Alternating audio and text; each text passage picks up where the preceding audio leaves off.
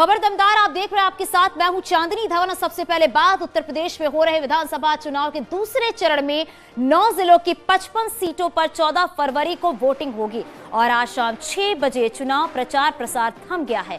दूसरे चरण में बिजनौर, अमरोहा, मुरादाबाद, रामपुर, बरेली, शाहजहांपुर, बदायूं, सहारनपुर और संभल जिले में वोटिंग होगी। इन 55 सीटों में 7 सुरक्षित सीटें हैं। प्रचार थमने के साथ इन 9 जिलों से जुड़ी दूसरे जिलों और राज्यों की सीमाएं सील कर दी गई है। तो दूसरे चरण का मतदान जो कि 14 फरवरी को होना है, उससे पहले प्रचार प्रसार जो है वो थम चुका है। और इसके साथ ही साथ आपको बताते चले कि 9 जिलों के साथ 55 सीटों पर यह चुनाव होना है। और उत्तराखंड की बात करें तो धामपुर विधानसभा सीट से अशोक राणा है बीजेपी की तरफ से और नईमुल हसन है एसपी+RLD की तरफ से, गठबंधन में है। वहीं मुरादाबाद शहर विधानसभा सीट की बात करें तो रितेश कुमार गुप्ता बीजेपी से हैं।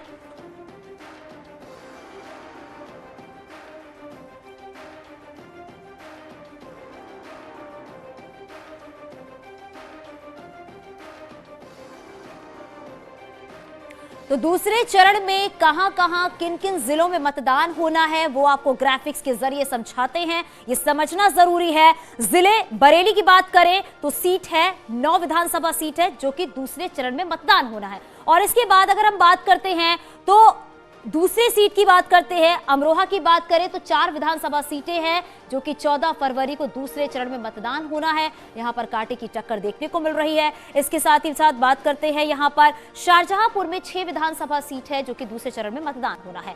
इसके बाद हम बात करते हैं बिजनौर, यहां 8 सीटें हैं विधानसभा की, यहां पर भी चुनाव होना है। इसके बाद आते हैं बात करते हैं कि और कौन से जिले हैं। संभल में 4 विधानसभा सीटें हैं। इसके बाद संभल के बाद अगर बात करें तो सहारनपुर में 7 विधानसभा सीटें हैं जहां पर चुनाव होना है और लगातार जनता से अपील की जा रही है, वोट करने की अपील की जा रही है। रामपुर में विधानसभा की 5 सीटें हैं।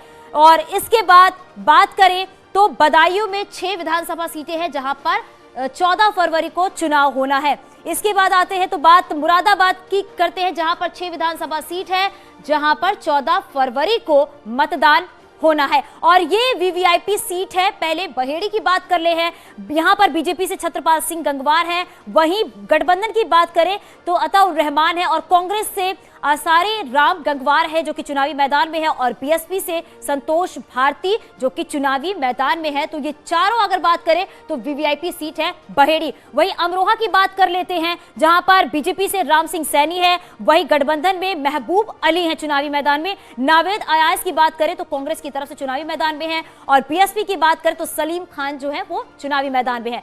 बात करते हैं शाहजहांपुर सीट की, ये भी वीवीआईपी सीट है। बीजेपी से सुरेश कुमार खन्ना है, तनवीर खान जो है गठबंधन से हैं, वहीं सर्वेश मिश्रा कांग्रेस की तरफ से हैं और पूनम पांडे बीएसपी प्रत्याशी हैं। रामपुर सीट की बात कर लेते हैं। रामपुर में बीजेपी से आकाश सक्सेना है, गठबंधन में आजम खां है जो कि कहा जा रहा है कि ये सुरक्षित सीट मानी जा रही है। इसके बाद सदात की बात करते हैं जो कि कांग्रेस से प्रत्याशी हैं और बीएसपी से काजिम अली खां जो है वो चुनावी मैदान में है। इसके बाद कुरंदकी की बात करते हैं, यहां पर बीजेपी से कमल प्रजापति हैं और गठबंधन में जिया उर रहमान बर्ग है। मोहम्मद रिजवान भी यहां से हैं, कांग्रेस प्रत्याशी हैं और द्रक्षा ईशान जो है वो बीएसपी प्रत्याशी।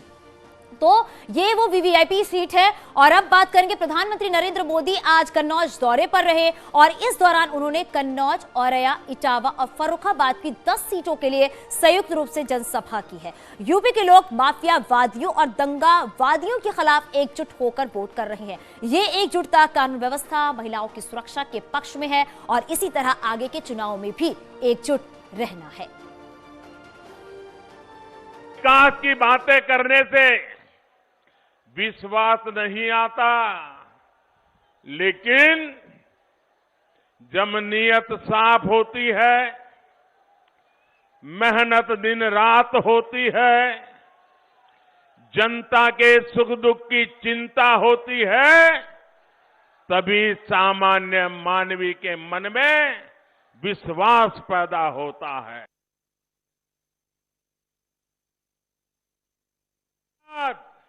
गुंडागर्दी और भ्रष्टाचार पर टिकी हो वो कभी सुधर नहीं सकते। आप देखिए कैसे कैसे उम्मीदवारों को इन लोगों ने टिकट दिया है। इनके ज्यादातर उम्मीदवार हिस्ट्री सीटर हैं और उनकी तो हालत ऐसी है, कई लोग तो जेल से ही चुनाव लड़ रहे हैं। सीएम योगी आदित्यनाथ ने अमरोहा और सहारनपुर की 2 विधानसभाओं बेहट देवबंद के गांव बड़ा गांव में जनसभा को संबोधित कर दिया है और सीएम योगी ने समाजवादी पार्टी पर जमकर हमला बोला है। उन्होंने कहा है कि माफिया पर कार्रवाई करने के लिए भी दम चाहिए और यूपी में विकास के लिए बीजेपी का दोबारा आना बहुत जरूरी है। ये चुनाव केवल ये चुनाव तो आएंगे जाएंगे, लेकिन भाइयों बहनों, जिस उत्तर प्रदेश को आज हमने देश के अग्रणी राज्य के रूप में ला करके खड़ा किया है और नंबर 1 की लड़ाई के लिए जो लड़ाई हमारी प्रारंभ हुई, जो अभियान हमारा प्रारंभ हुआ है, अगर ये ऐसे ही चलना है तो उसके लिए भारतीय जनता पार्टी आवश्यक है। केंद्रीय मंत्री महेंद्र नाथ पांडे ने विपक्ष पर तीखा हमला बोला है। महेंद्र नाथ पांडे ने दावा किया है कि विपक्षी दल बाहुबल और माफियावाद के सहारे चुनाव जीतने की कोशिश कर रहे हैं, लेकिन जनता उन्हें सबक सिखाएगी। केंद्रीय मंत्री महेंद्र नाथ पांडे जी हैं। सर, दूसरे चरण के लिए आज से प्रचार रुक गया है, क्या लग रहा है सर? क्या पहले चरण में उम्मीद है और दूसरे चरण में क्या उम्मीद है?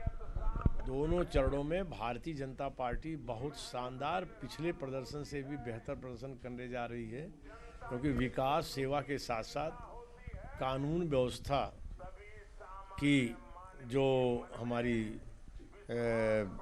सबसे बड़ी उपलब्धियां हैं, उनके सुख को प्रथम और द्वितीय चरण के मतदाताओं ने अच्छी तरह महसूस किया है और वो प्रथम चरण में भी शानदार वोट दिए, द्वितीय चरण में भी देने जा रहे हैं। अखिलेश यादव जिस तरह से लगातार आरोप लगाते हैं कि ये जुमलेबाजी है, भारतीय जनता पार्टी की तरफ से की जा रही है, झूठ बोला जा रहा है। अपराधियों और मसल पावर के आधार पर जातिवादी और परिवारवादी राजनीति करने वालों के पास कोई नैतिक बल नहीं है, कोई नीति नहीं है, कोई विचार नहीं है, कोई संस्कार नहीं है जिससे वो जनता में जा सके। ऐसे अनाप शनाप वक्तव्यों के माध्यम से ही वो अपनी बातें कहते हैं। भाजपा सबका साथ सबका विकास के पथ पर सबके विश्वास और प्रयास से चल रही है, जनता उसके साथ। समाजवादी पार्टी के अध्यक्ष अखिलेश यादव आज शाहजहांपुर और बदायूं के दौरे पर रहे। इस दौरान उन्होंने चुनाव में एसपी आरएलडी गठबंधन की बड़ी जीत का दावा किया है। उत्तर प्रदेश में इस बार समाजवादी पार्टी और गठबंधन की सरकार बनने जा रही है। पहले चरण में जो लोगों ने वोट डाला है, पहले चरण में तो जो खबर आ रही है, सुनने में आ रहा है कि इस बार किसानों ने और नौजवानों ने भारतीय जनता पार्टी की खाट खड़ी कर दी है। और आगे भी खबरें जारी है, यहां रुकेगी एक छोटे से ब्रेक के लिए। तो चलिए आपको बता दें, यहां पर बुलंदशहर निर्माणाधीन मकान का लिंटर गिरने से हादसा हो गया है। मलबे में दबे 32 मजदूर और पुलिस की टीम ने स्थानीय लोगों की मदद से घायलों को अस्पताल पहुंचाया है और हादसे में घायल होने वाले 4 मजदूरों की हालत नाजुक बताई जा रही है। गंभीर घायलों को हायर मेडिकल सेंटर रेफर किया गया है। निर्माणाधीन मकान में लिंटर गिरने की वजह से आपको बता दें कि दौरान ये हादसा हुआ है। थाना शिकारपुर कोतवाली क्षेत्र के मेरठ बदायूं हाईवे पर स्थित घर में ये हादसा हुआ है। तो 4 मजदूरों की हालत गंभीर बताई जा रही है। निर्माणाधीन मकान गिरा है और इस दौरान मलबे में 32 मजदूर दबे हैं और ये बड़ा हादसा, 4 मजदूरों की हालत नाजुक बताई जा रही है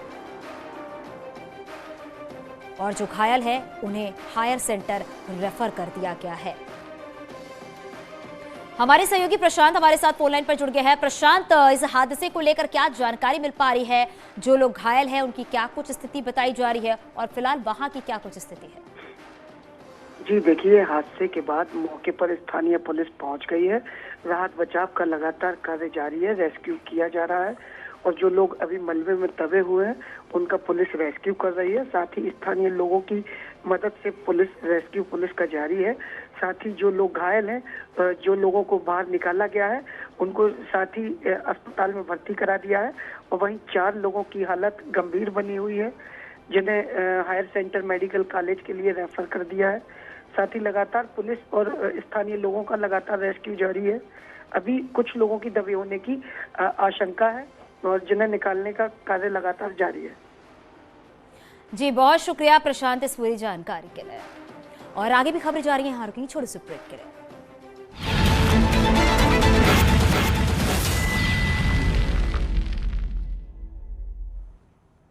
और चलिए बात करेंगे अनुराग ठाकुर का अखिलेश यादव पर निशाना। आजम खां के बहाने कसा तंज। आजम खां बाहर होते तो बूथ कैप्चरिंग होती, आजम खां होते तो अराजकता होती।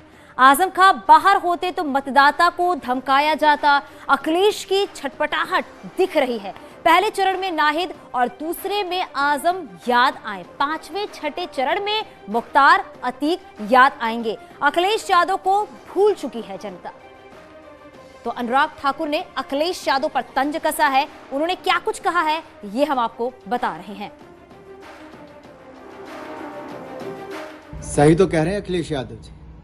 आजम खां अगर जेल से बाहर होते तो बूथ कैप्चरिंग होती, अराजकता होती, मतदान केंद्रों पर झड़प होती, मतदाता को धमकाया जाता, मतदान कर्मियों के साथ मारपीट होती। यही तो अखिलेश जी की छटपटाहट है कि चुनाव इतना शांतिपूर्ण कैसे हो रहा है। मतदाता भय मुक्त होकर भारतीय जनता पार्टी को कैसे एकजुट होकर वोट कर रहे हैं, गुंडा माफियों को वोट की चोट दे रहे हैं। और शायद पहले चरण में नाहिद हसन, दूसरे में आजम खां याद आ गए, 5वां छठा जैसे ही फेस आएगा इनको मुख्तार अंसारी और अतीक अहमद भी याद आएंगे। अखिलेश जी इनको ही याद कीजिए, जनता अब आपको भूल चुकी है क्योंकि फिर एक बार भाजपा सरकार बनाने का मन बना चुकी है। और आगे भी खबरें जारी है, यहाँ एक छोटा सा ब्रेक के लिए चलते लौटते हैं।